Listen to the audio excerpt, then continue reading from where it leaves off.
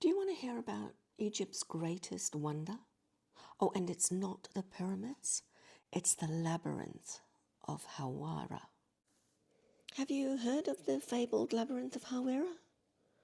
Well, it was refound in 2008, and if you didn't hear about it, I'm not surprised because the Egyptian authorities tried to keep it quiet for, let's say, national security. According to the Egyptologists, the labyrinth was a massive underground and overground complex, theoretically built around 1800 BC by the pharaoh Amenemhat III, and he did this next to his own pyramid at Hawara. But myself and many other independent researchers disagree with this timeline. I can't tell you all the theories they have, but I will share with you what I think. I believe that there was a very ancient structure in this location that goes deep underground. The dynastic Egyptians found it and one of the structures on the surface, and they turned that structure into a pyramid in order to preserve it. And they built an ecoskeleton around it, putting in filler between the ruined building and the pyramid until there was a complete and beautiful pyramid in its place. The ruins above ground, which were in front of the pyramid, were restored or rebuilt, and the area accessed underground became a very useful storage facility for all the treasures that they found from the era of Zeptepi, i.e. the before times. And that's a whole subject in its own right. The dynastic Egyptians, in my opinion, treated all locations that they found from the time of Zeptepi with great reverence. They believed that by restoring and maintaining these structures, they would gain the favour of the gods. They also wanted to be buried next to these structures because they considered that they were structures of the gods and it would take them nearer to the gods upon death. The labyrinth itself was a very special place indeed, because on the surface it was like a fortress, and inside that fortress it was a very confusing labyrinth of rooms and walkways and passages, etc. Only the initiated ones knew their way through this maze of buildings, especially in order to get to the holiest of holies, but we'll come to that. It was so big that it was used as a centralized governing location. By that I mean that each of the nomes of Egypt had their own part of the structure, and they maintained a presence there to enable all the nomes to communicate easily with each other and work together for the common goals of Egypt, well, probably more specifically the pharaoh. In addition to the governing aspects of the building, it was also used for religious purposes. The area for religion was even more protected, and only the highest of the dynastic priests had access to this holy of holy and the underground world of this amazing location. That underground part has many levels, but the descriptions that pass to us from history do not describe how many levels it goes down. So I'm guessing that most of the levels were not discovered by the dynastic Egyptians and may still be intact. So I predict the level below ground will eventually be accessed, and the sorts of things that will be found will be massive granite and stone boxes, some incredible stone vessels, numerous statues, maybe a few other interesting things of a technological nature even.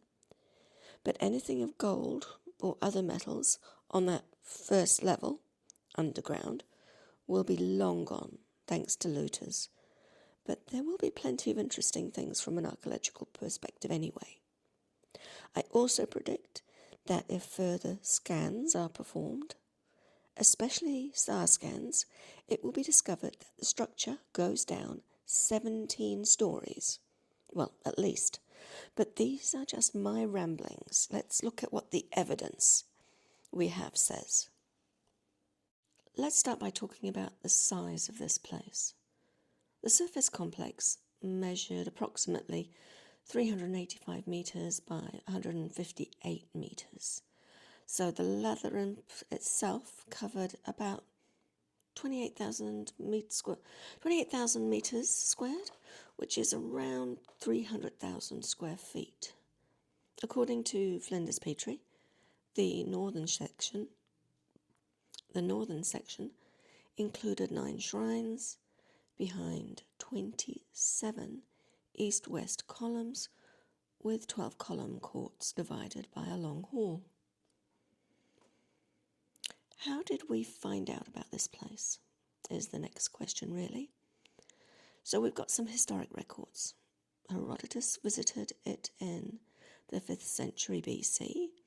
He claimed it surpassed even the pyramids, describing 12 roofed courts and approximately 3,000 chambers above and below ground. So if you want to hear his full quote, I'll put it at the end. Then we've got Strabo, who linked the number of the sections of a palace to Egyptian districts. And then we have Diodorus Siculus, who noted its ingenious design and how it was navigationally difficult without a guide.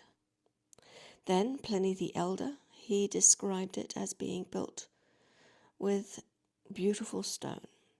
So all of these ancient accounts differ, and hence the grandeur of this edifice seems that it got written off as myth, as if they thought, well, this is overly exaggerated and these guys don't agree on anything, so let's just say it's a bit mythical. Maybe it did exist, but, couldn't possibly have been as fabulous as that.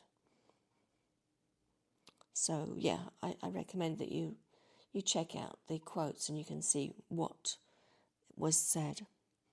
Anyway, what happened to it? The labyrinth was essentially dismantled and the stone was quarried because it was really very beautiful. Very sad, though. Archaeologists have attempted to investigate the area, including the very famous Petrie, but little was found except a few statues and some blocks, possibly some foundation stones. But then, in 2008, everything changed. A Belgian-Egyptian expedition called Mataha conducted geophysical surveys suggesting an intact lower layer of the labyrinth below Petrie's ruins. So their findings became very controversial when the Egyptian authorities reportedly asked them not to communicate their results. It was all hushed up, but now with the new controversy over what's under the pyramids, it's time to rediscuss this site, in my opinion. So that's the end of part 1 on the Labyrinth of Hawara. In part 2, we'll go over the details of the project from 2008 that made the discovery of what's underground. We'll also go over my visit to Hawara, and you can see in detail what I saw. And finally, if you want to stick around, I will read to you some of the quotes from the ancients. So, yeah, that's pretty much it for part 1, and hopefully I'll see you in part 2. This is the quote by Herodotus.